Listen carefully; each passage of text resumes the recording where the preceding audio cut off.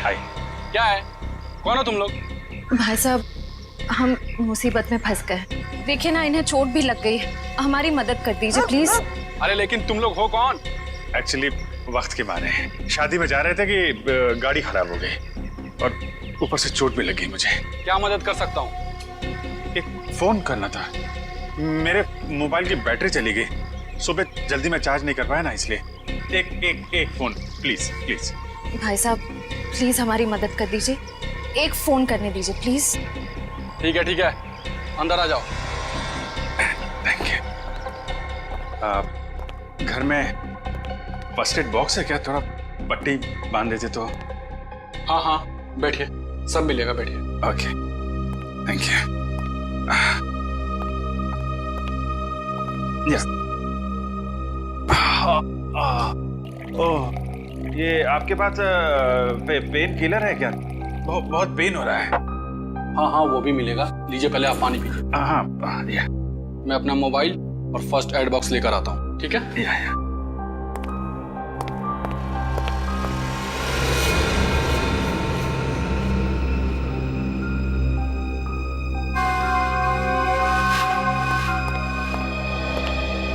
सही टाइम हो गया है।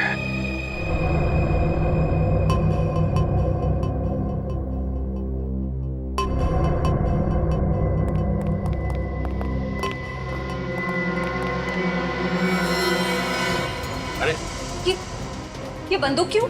तुम लोग भी बड़े बेवकूफ हो। मदद मांगना है वो भी हमारे पास। कौन हो तुम लोग? लुटेरे, या तो फिर यूं कह लो कि खूनी। 2 खून तो हम कर चुके हैं और अब 2 और करेंगे, वो भी तुम्हारा। नहीं सर, प्लीज हमें मत मारिए प्लीज। ए, चुपचाप गहने निकाल, सारे गहने निकाल। तुम बहुत गलत कर रहे हो। कौन हो तुम लोग? सीआईडी। भाग, भाग!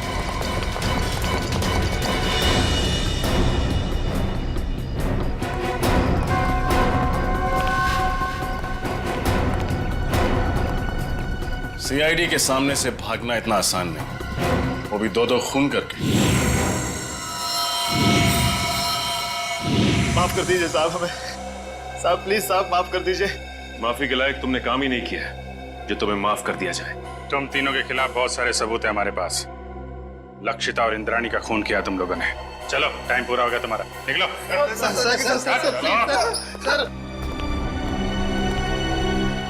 Good job. Thank you sir. चलो। जैसे कि आप देख रहे हैं, हम फिलहाल सीआईडी ब्यूरो में हैं, वहां से लाइव रिपोर्टिंग कर रहे हैं। पहले की तरह इस बार भी सीआईडी ऑफिसरों ने खतरनाक लैंड माफिया, जी हाँ, लेडी डॉन लक्षिता और इंद्राणी के खूनियों को पकड़ लिया है। उन तीनों खूनियों का नाम है विशाल, शौनक और राहुल। आइए अब सुनते हैं एसीपी प्रद्युमन का क्या कहना है।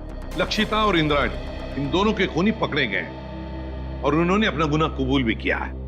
मगर आप लोगों ने इन तीनों को इतनी जल्दी पकड़ा कैसे? कभी कभी सबूत और फोरेंसिक की जांच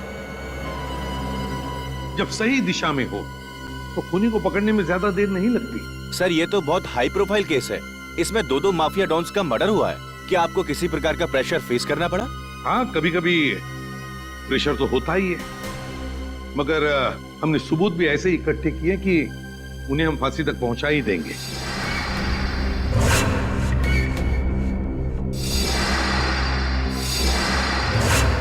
और अगले हफ्ते हम अपनी चार्जशीट फाइल करेंगे और उसके बाद ही कोर्ट की कार्रवाई शुरू होगी।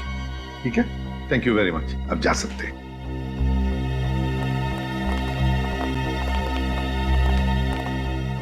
क्या हुआ रे? चुप क्यों? क्या परेशानी है? सर, पता नहीं क्यों मेरा दिल नहीं मानता कि ये तीनों खूनी हैं। क्या? क्यों? सर, फोरेंसिक रिपोर्ट और क्राइम सीन के इन्वेस्टिगेशन से तो यही साबित हुआ है कि खून उन तीनों ने ही किया है। तो सबसे बड़ी बात तो यह है सर कि उन तीनों ने अपना गुनाह कबूल कर लिया है कि उन्होंने खून किए। दया सर, आपको कहीं ऐसा तो नहीं लगता ना कि हमने कहीं इन्वेस्टिगेशन में गलती की है या फिर कुछ नजरअंदाज किया हो? नहीं, वैसे तो हमारे इस डबल मर्डर की तहकीकात सही दिशा में जा रही है, हमेशा की तरह से। इस बार भी हमने सारे सबूत इकट्ठा कर लिए, पर पता नहीं क्यों मुझे कुछ सही नहीं लग रहा सर। जो दिख रहा है शायद वो है नहीं, और जो है वो दिख नहीं रहा। आसान के बोल, शादी कर रहा है? क्यों जा रहा है? क्या?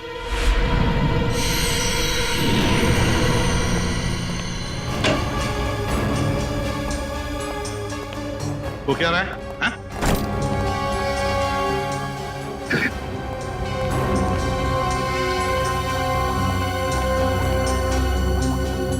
अरे डॉक्टर साहब, आखिर बात क्या है?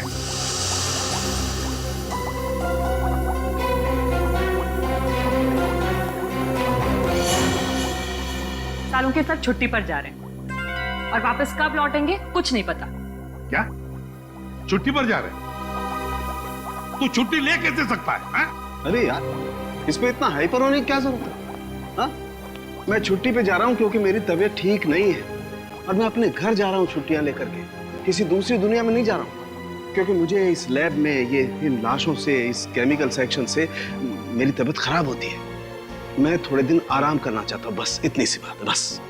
बस इतनी सी बात है। ये कौन है? तुम कौन? सर, मैं इनकी पर्सनल नर्स हूँ। मेरा नाम मोनिका है। एक्चुअली इनकी ईसीजी रिपोर्ट्स बहुत खराब आई हैं, इसीलिए डॉक्टर ने इन्हें कंप्लीट रेस्ट करने के लिए बोला है। पागल हो गया तू? बता क्यों नहीं पहले तूने? क्या बताता? मुझे अब खुद पता चला है, तो मैं तुम्हें पहले क्या बताता? लेकिन सालों के साहब, तब तक फॉरेंसिक डिपार्टमेंट की जिम्मेदारी कौन संभालेगा?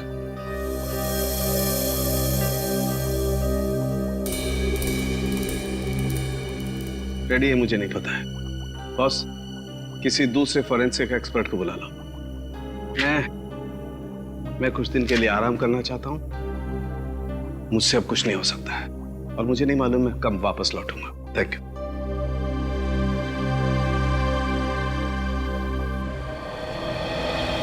अच्छा हुआ आप लोग आ गए। बात क्या है तारिका? यहाँ पे क्यों बुलाया तुमने हमें? मुझे तुमसे जो बात कहनी है, पता नहीं उसका रिएक्शन क्या होगा, लेकिन बात कहना जरूरी है। सालों के सर का बर्ताव और उनके काम करने का ढंग कुछ दिनों से बहुत बहुत अजीब हो गया है। क्या मतलब है तुम्हारा? देखो, आप लोग प्लीज मुझे गलत मत समझिए। सालों के सर मेरे गुरु हैं। मैंने इतने साल उनके साथ काम किया है और कितना कुछ सीखा है उनके पास से। लेकिन इस केस की फोरेंसिक जांच उन्होंने ठीक से नहीं की। कितनी सारी बातों को उन्होंने अनदेखा किया है। कितनी सारी चीजों का तो अभी तक उन्होंने ढंग से टेस्ट भी नहीं किया है। तारिका, तुम समझ रही हो? तुम जो कह रही हो उसका क्या मतलब हो सकता है? तारिका, 16 साल से साउंड के साहब हमारे साथ काम कर रहे हैं। वो सीआईडी को गुमराह क्यों करेंगे? अगर तुम्हारा शक गलत निकला तो? अगर आप लोगों ने मुझे गलत साबित किया तो सबसे ज्यादा खुशी मुझे ही होगी। डॉक्टर, तारिका की बातें अभी भी दिमाग में घूम रही है। आज तक कभी साड़ू के साहब के लिए उसने कुछ नहीं कहा, लेकिन आज ये समझ में नहीं आ रहा है अब हमें क्या करना चाहिए। कभी लगता है कि डॉक्टर सालों के कभी ऐसा कर ही नहीं सकते, कभी लगता है कि मेरा शक सही था। कहीं ना कहीं इस केस में हमसे कुछ गलती हो रही है। ना एक्सपीरियंस आदमी है साड़ू के साहब, लेकिन फिर क्या करें? एसीपी साहब को बोलना है? नहीं अभिजीत, भले एसीपी साहब डॉक्टर सालुंके के से झगड़ते हो, पर वो कभी नहीं मानेंगे कि फॉरेंसिक रिपोर्ट डॉक्टर साहब ने ठीक नहीं बनवाई। ये बात तो है।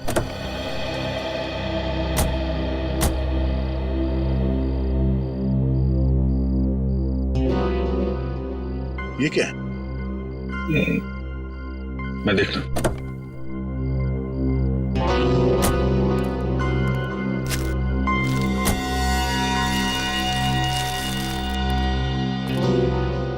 चॉकलेट पेपर जैसा लगता है। Chocolate paper? इतने प्यार से फोल्ड करके किसी ने वाइपर पे क्यों रखा?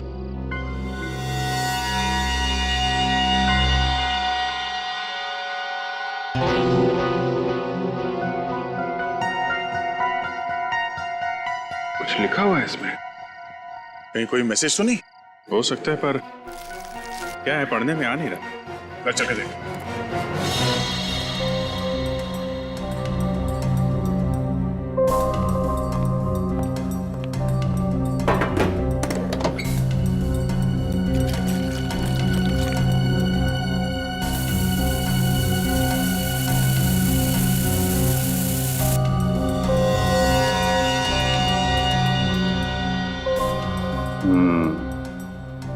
इनविजिबल इंक से लिखा गया था, hotel red central. Hotel red central?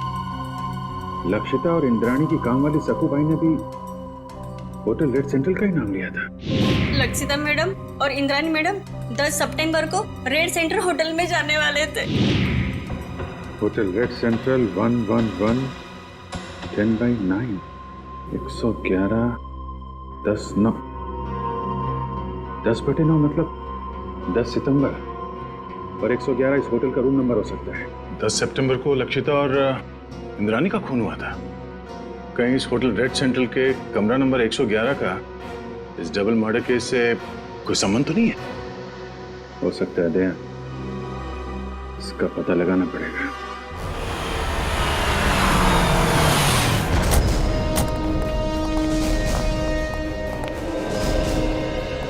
Hotel manager कौन है? सर वो रहे। कैसा? 10 सितंबर को कमरा नंबर 111 में कौन ठहरा हुआ था? कोई नहीं, वहाँ कोई गेस्ट नहीं रुका। देख, झूठ मत बोल, समझा? सर मैं झूठ नहीं बोल रहा हूँ, वो तो हमारा स्टाफ रूम है। स्टाफ? जी, वो हमारे असिस्टेंट मैनेजर अंगद को दिया गया है। Angad assistant manager? जरा इस अंगद को बुला। सर वो तो अभी यहाँ नहीं। उनकी डिटेल्स तो होंगी आपके पास? Yes sir.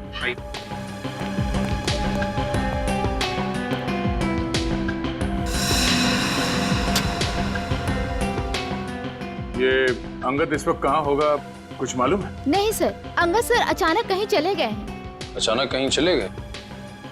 हाँ सर, 10 तारीख को शाम को 6:30 से 7 के बीच वो रूम की चाबी लेकर बाहर निकला और आते ही बोला कि उसे मुंबई से बाहर जाना है, उसे कुछ दिनों के लिए छुट्टी चाहिए। और कहाँ गया ये बता के नहीं गया? नहीं सर, इनफैक्ट वो अपना सामान लेने अपने रूम में भी नहीं आया। और उस दिन से उनका कमरा खोला भी नहीं गया है।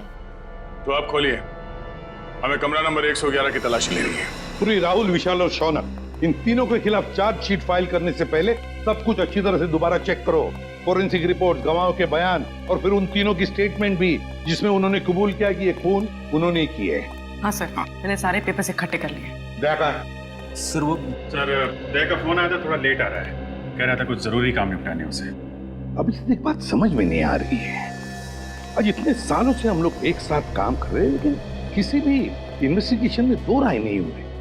मगर इसी केस में, पर्टिकुलरली इसी केस में, पता नहीं क्यों दया को यकीन क्यों नहीं होता। सर, उसे लग रहा है कि तहकीकात में कुछ कमी रह गई है सर। क्यों ऐसे लग रहा है? सब कुछ तो ठीक ठाक है, सब कुछ ठीक ठाक है, समझ में नहीं आ रहा है क्यों? सारे ठोस सबूत है उनके खिलाफ, ठोस सबूत है उनके खिलाफ।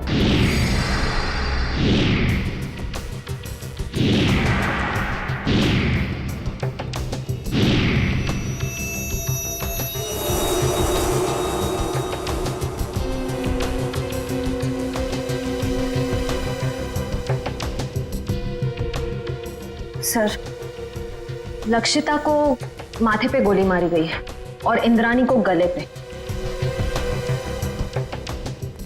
दोनों ही गोलियां आर पार हो गई हैं। हाँ सर, और दोनों के शरीर पे कोई चोट या खरोच के निशान नहीं है। मतलब मौत से पहले हाथापाई नहीं हुई?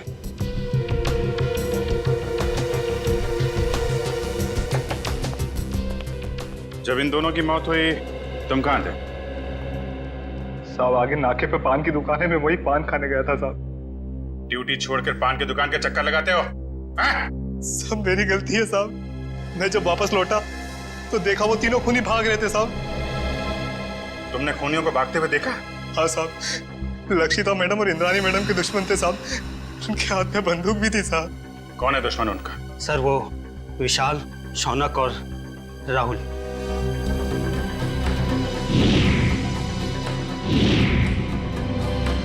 विशाल, शौनक और राहुल, ये तीनों तो वही है ना जिनके घर हथियार लेते तुम्हारी मैडम ने? ठीक कहा सर आपने। मैंने तो कई बार इंद्राणी मैडम और लक्षिता मैडम को कहा था कि प्लीज आप अपना पर्सनल बॉडीगार्ड रख लीजिए, लेकिन नहीं सर, अब प्रॉपर्टी के काम में दुश्मनी तो होगी सर। यहाँ घर में कोई और भी था इनके साथ? नहीं साहब, फार्म हाउस पे वो दोनों अकेली थी साहब। दिन फार्म हाउस पे काम करने वाली शक्कू भाई, वो भी नहीं आई थी साहब। सर,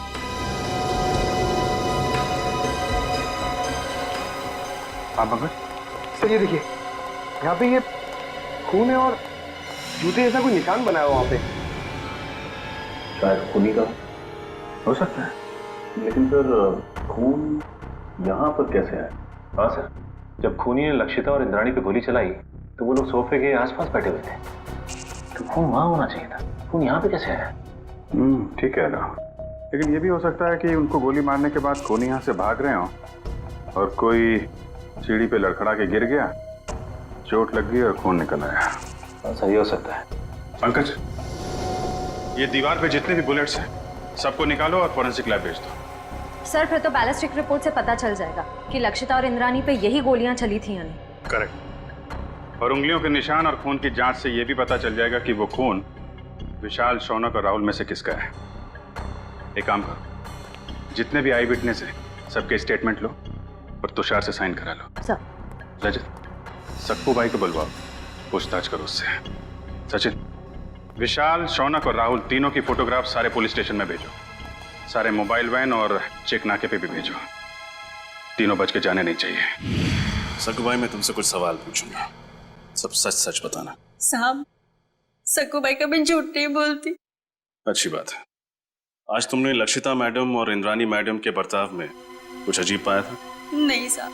अच्छा, राहुल, शौनक और विशाल, इन तीनों का तुम्हारे मैडम के साथ कभी कोई झगड़ा हुआ था? नहीं साहब, मैंने कभी कोई झगड़ा नहीं देखा। तुम्हारी दोनों मैडम यहीं रहती हैं? नहीं साहब, शनिवार और रविवार को आराम करने के लिए वो फार्म हाउस आ जाते थे और सोमवार को चले जाते थे साहब। और कुछ याद है तुम्हें? हाँ साहब, लक्षिता मैडम और Indrani madam hotel red centre में जाने वाले थे। तुम्हें अच्छी तरह याद है कि वो होटल रेड सेंट्रल ही जाने वाले थे? हाँ साहब, मुझे पक्का याद है ना, मैडम ने खाना बनाने के लिए मुझे मना किया था। और हाँ साहब, वो किसी के साथ डिनर करने को जाने वाले थे, लेकिन वो गए नहीं गए मुझे कुछ भी नहीं पता है साहब। मैं वहां से भी चली गई। Hotel red central. इतने सारे सबूत मिले अभिजीत, उंगलियों के निशान, फिर वो गोलियां भी जिससे खून हुआ है, और फिर गवाहों के बयान भी। वही तो सर, उन तीनों के पास इंद्राणी और लक्षिता को मारने का कारण भी था, क्योंकि उन्होंने उन तीनों को बेघर किया था। यहाँ तक कि वॉचमैन ने भी उन्हें खून करके भागते हुए देखा था। और साळुंखे साहब ने भी बताया है, उन्हीं की गोलियों से मौत हुई है लक्षिता और इंद्राणी की। साळुंखे की रिपोर्ट कभी गलत नहीं होती, कभी गलत नहीं होती। लेकिन इस केस की फोरेंसिक जांच उन्होंने ठीक से नहीं की। कितनी सारी बातों को उन्होंने अनदेखा किया है, कितनी सारी चीजों का तो अभी तक उन्होंने ढंग से टेस्ट भी नहीं किया है। हाँ सर, साळुंखे साहब का काम तो एकदम पक्का होता ही है, पर पता नहीं क्यों अचानक उनकी तबीयत कैसे खराब हो गई। हाँ सर, साळुंखे सर जब क्राइम सीन पर आए थे वो तब से ही परेशान लग रहे थे, शायद तब से उनकी तबीयत खराब हो गई।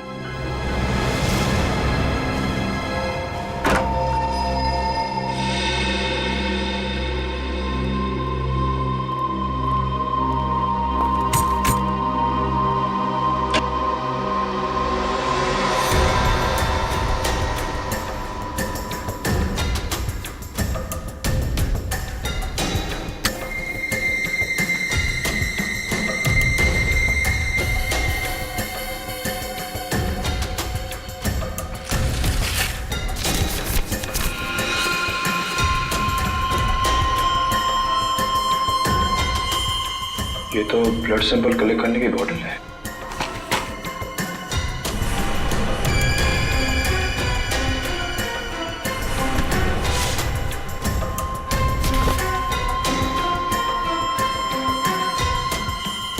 तो किसी चीज की ड्राइंग की गई इस पेपर में।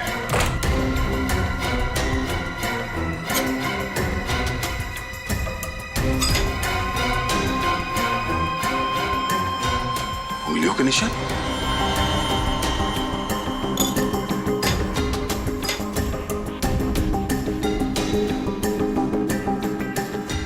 ये RVS। सर, ये देखिए, लगता है कोई अलग अलग आदमियों के उंगलियों के निशान बना रहा था।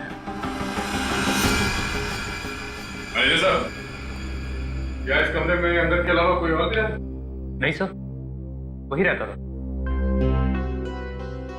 मेरा इस फाइल में ये आर बी एस RVS क्या हो सकता है सर? कहीं ये आर से राहुल, एस से शौनक और बी से विशाल तो नहीं? सर लेकिन अंगद ने इन तीनों के फिंगरप्रिंट्स उठाए कहां से? पानी के गिलास पर से या फिर टेबल के ऊपर से?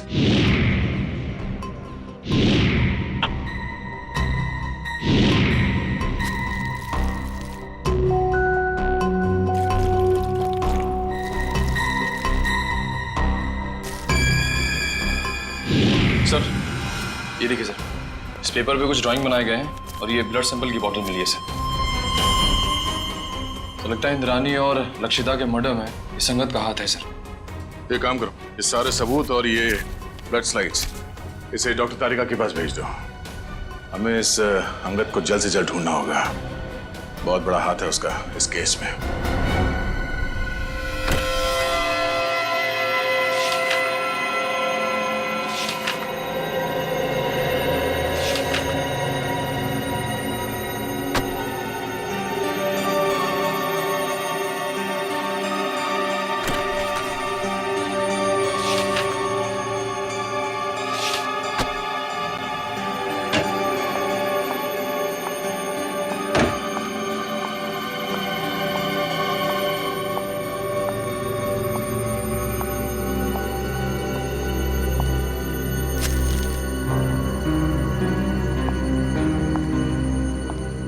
सब आप सचमुच जा रहे हैं? हाँ तारिका, मेरा काम खत्म हो गया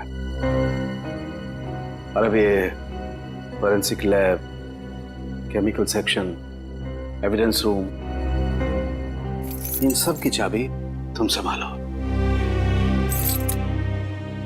मैंने अपनी जरूरत के कुछ कागजात अपने साथ ले लिए। लेकिन सर आप ये पेपर्स और फाइल्स क्यों लेकर जा रहे हैं? आपकी तबीयत खराब है इसलिए आपने छुट्टी लिया ना, आराम करने के लिए? या फिर घर पे भी काम करने का इरादा है? नहीं नहीं, ऐसी बात नहीं तारिका। देखो यहाँ का काम तो तुम संभाल लोगी, लेकिन भाई अगर कभी मुझे लैब की याद आई तो इन फाइल्स को देख करके अपना मन बहला लूंगा। सर आप ऐसे क्यों बात कर रहे हैं? आप वापस लौटने वाले ना ठीक होकर। हाँ यस जरूर। एनीवे तुम मेरी चिंता छोड़ो, यहाँ मन लगा के काम करना। देखो अब तुम्हारी जिम्मेदारी ज्यादा बढ़ गई है। अब सर अब हमें चलना चाहिए, आपके खाने का भी वक्त हो रहा है और फिर आपको दवाई भी तो देनी है ना।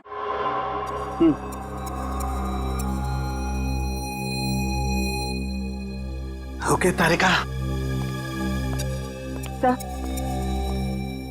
सर अपना ख्याल रखिएगा और जल्दी से ठीक होकर वापस आइए। And you take care of yourself. चलिए।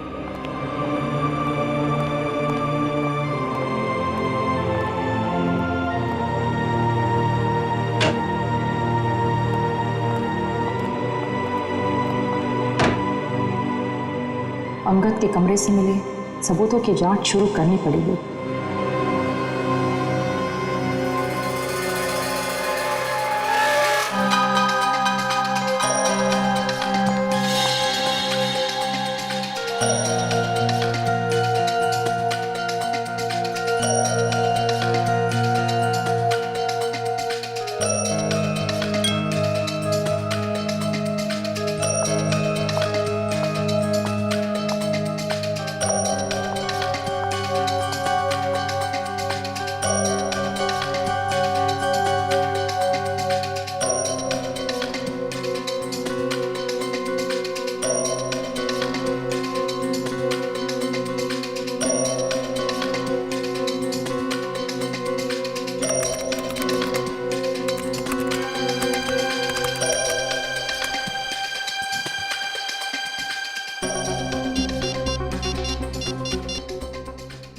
हेलो डीएनए लैब जी, मुझे डीएनए की जांच करवानी है। हाँ स्लाइड और रेफरेंस फाइल दोनों भी रेडी है। डॉक्टर सालों के एक्चुअली सालों के साथ छुट्टी पे है और उनके जगह जो नए हेड ऑफ द डिपार्टमेंट आने वाले हैं उन्हें ज्वाइन करने में थोड़ा टाइम है, लेकिन मैं इस केस में बिल्कुल डिले नहीं कर सकती, इसलिए प्लीज़ आप रिपोर्ट जल्द से जल्द रेडी कर दीजिए। Okay, thank you very much.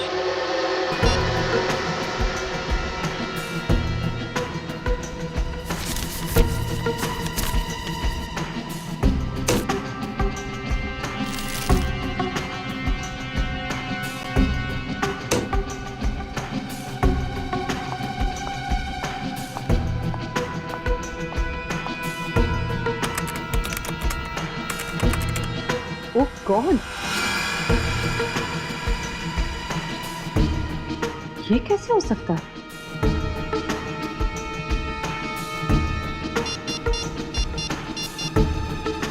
Hello,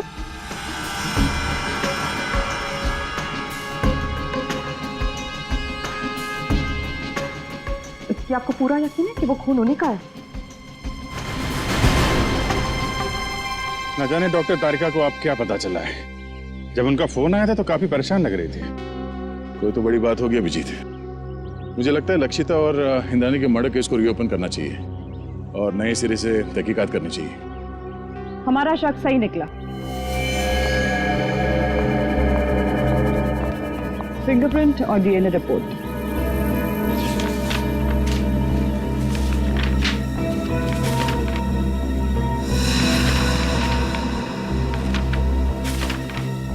ये क्या? अंगद के कमरे से जो खून, बाल और फिंगरप्रिंट्स मिले थे वो शौनक, विशाल और राहुल से मैच हो गए। कमाल है, शौनक, विशाल और राहुल के खून और फिंगरप्रिंट्स हमें क्राइम सीन पे भी मिले थे, लक्षिता के पनवेल वाले फार्म हाउस पे, जहां पे उनकी लाशें मिली थी हमें। यही बात तो मेरी भी समझ में नहीं आ रही।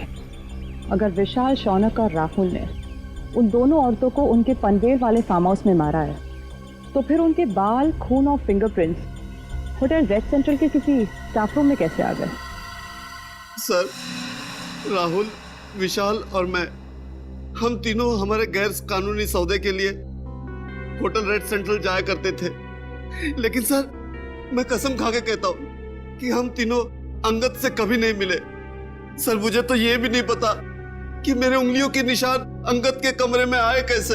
अंगद को पहले कभी मिले नहीं थे। रेडी, अंगद का फोटो दिखाओ। अब फोटो को देखकर बताओ, क्या तुमने इस आदमी को पहले कभी देखा है? जानते हो इसे?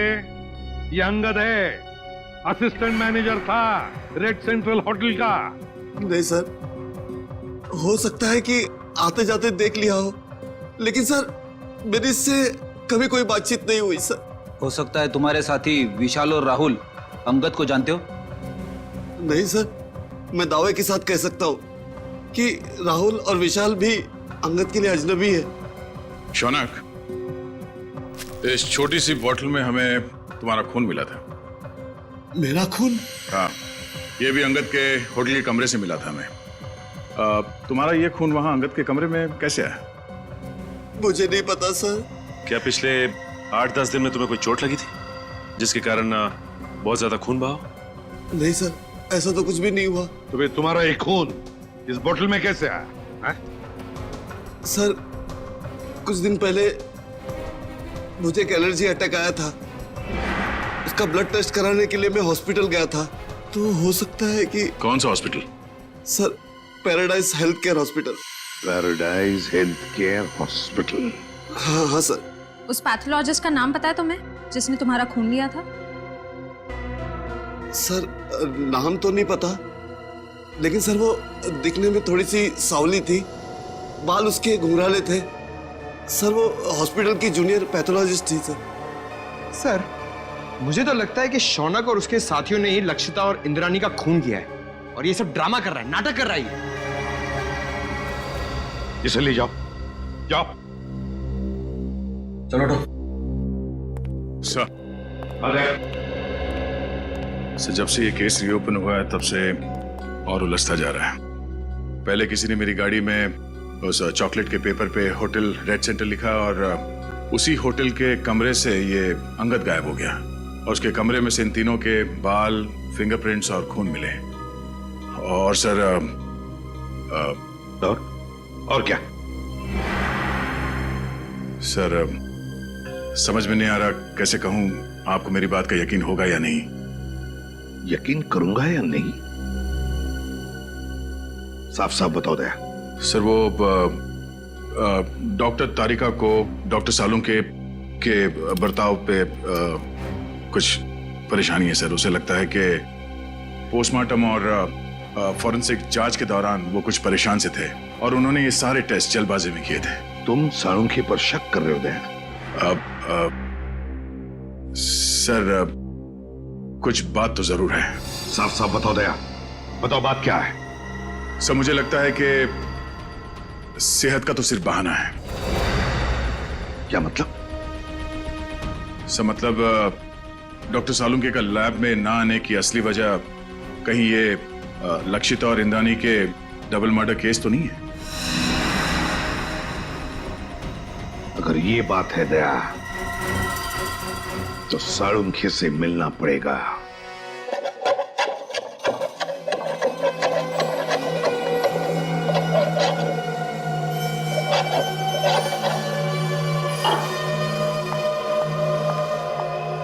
खाना काम कर रहा हूं ना, देखने दे, रख दो, बाद में खाऊंगा। आप रुकिए, मैं देखती हूँ।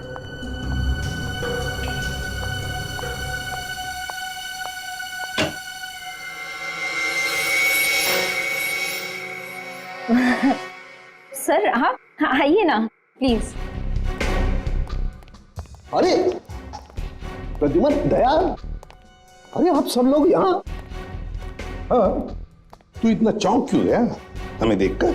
नहीं मतलब आप सब लोग यहाँ मेरे घर पे इस वक्त किस लिए? हम ये पूछ रहे हैं कि आपकी तबीयत कैसी है। वैसे तो हम यहाँ फोन करके आना चाहते थे, पर आपका फोन कब से स्विच ऑफ आ रहा है। हाँ, वो बैटरी का प्रॉब्लम होगा। सर आपकी तबीयत कैसी है अब? मेरी तबीयत के बारे में छोड़ो, आप लोग ये बताओ कि आप लोग यहाँ पर किस लिए आए? क्यों, बस कुछ प्रॉब्लम हुई है? आसाम की प्रॉब्लम तो हुई है। हमारी इन्वेस्टिगेशन और तुम्हारे फोरेंसिक रिपोर्ट में कुछ गलती है। हाँ, गलती? हाँ, हो सकती है, गलती हो सकती है। गलती आपके इन्वेस्टिगेशन में हो सकती है, मेरी रिपोर्ट में कोई गलती नहीं हो सकती। मैं कभी कोई गलती नहीं करता हूं। कहीं आप मेरी 16 साल की काबिलियत पर शक तो नहीं कर रहे?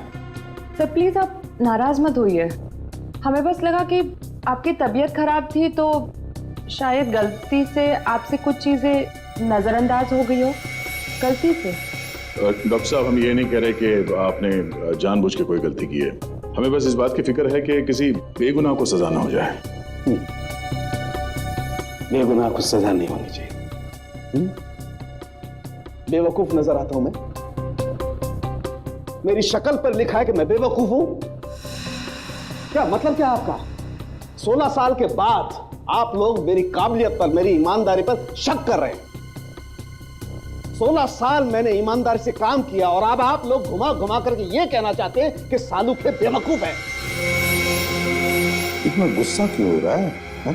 मैं गुस्सा इसलिए हो रहा हूं बॉस, तुम ये कहना चाहते हो कि 16 साल के बाद सालुंके बेईमान है, उसने गलती की है, वो नाकाबिल है। ओके, अगर ऐसा है तो आप इंद्राणी और लक्षिता का पोस्टमार्टम दोबारा करवा लीजिए। That's it, बस। अरे सर, डॉक्टर साहब बात तो सुनिए। ये सालुंके साहब को हो क्या गया? उन्होंने एक बार भी नहीं पूछा कि हमें उनकी रिपोर्ट में कौन सी गलत बात लगती है। वही तो एक बार भी सालुंके ने नहीं पूछा कि रिपोर्ट में गलती क्या है।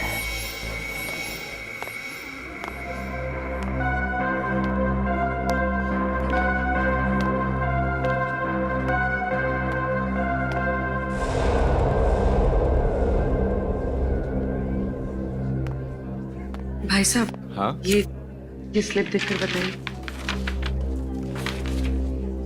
हाँ, आप इस डोर से अंदर चले जाइए।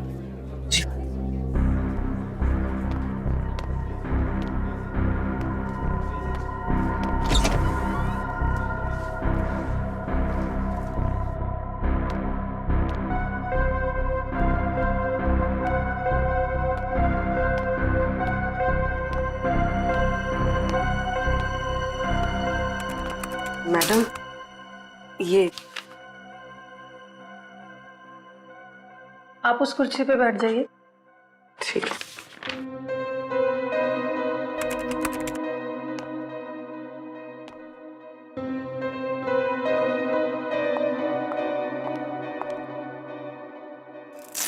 अपना हाथ दीजिए।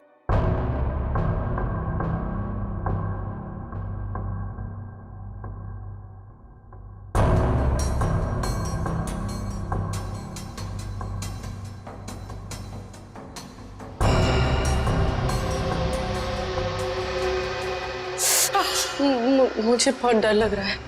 घबराइए मत, आपको कुछ नहीं होगा। दीजिए।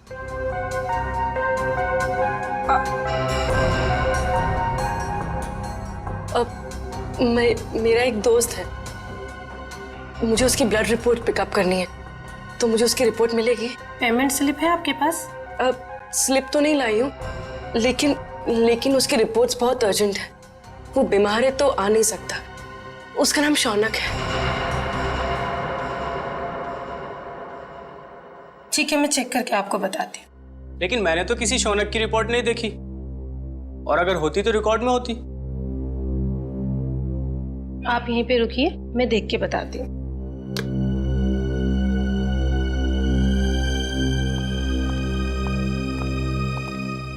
एक्सक्यूज मी, आप एक एक करके आइए। ये मेरे साथ है।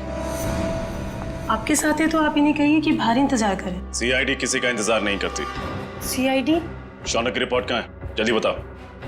मुझे नहीं पता, मैं सच कह रही हूँ, मुझे कुछ भी नहीं पता। क्या किया तुमने शौनक के ब्लड सैंपल के साथ? मैं सच कह रही हूँ, मुझे कुछ नहीं पता इस बारे में। कुछ नहीं पता? कुछ नहीं पता? हाँ? मुझे कुछ नहीं पता सर, मुझे कुछ नहीं पता।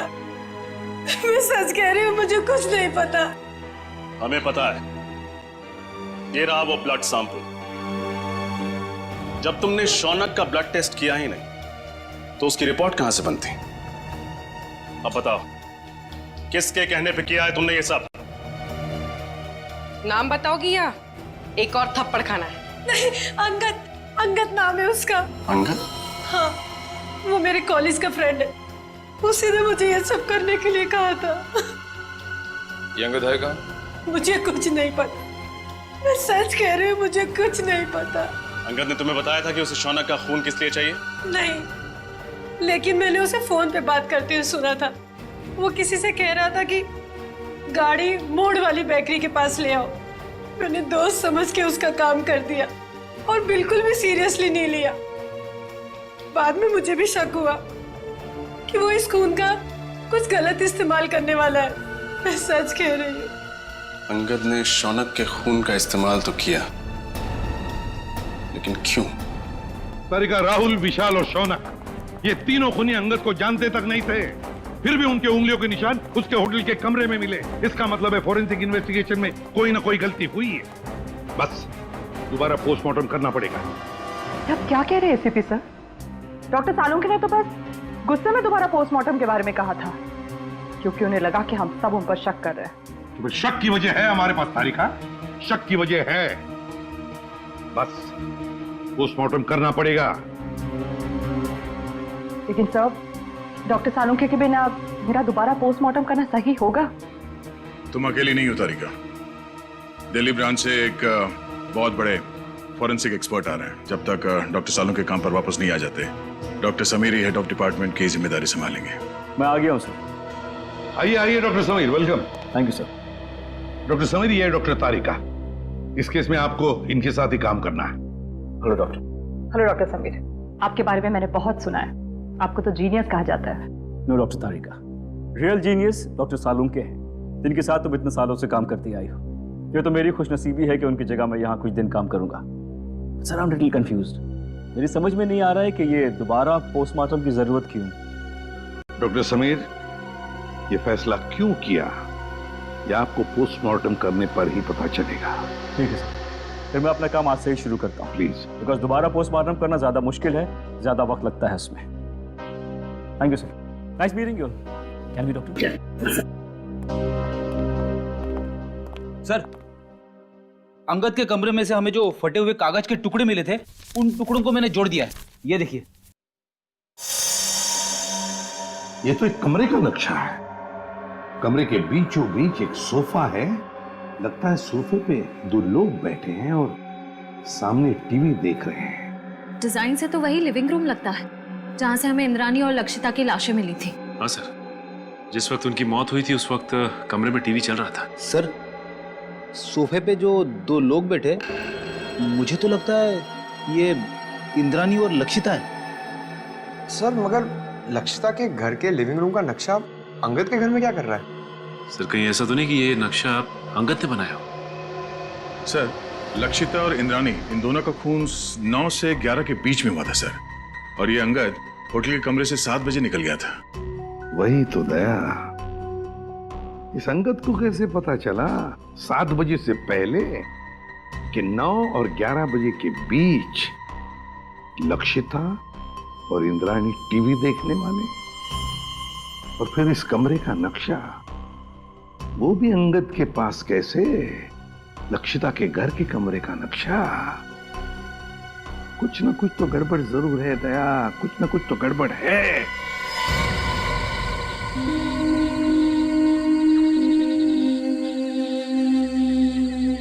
आप लोगों ने पुलिस बीट को फोन किया था? जी हाँ। क्या हुआ यहाँ पे? हम लोग यहाँ से जा रहे थे तो इस कार को इस हालत में देखा तो आपको फोन किया। आगे की सीट में एक आदमी है, शायद मर गया है।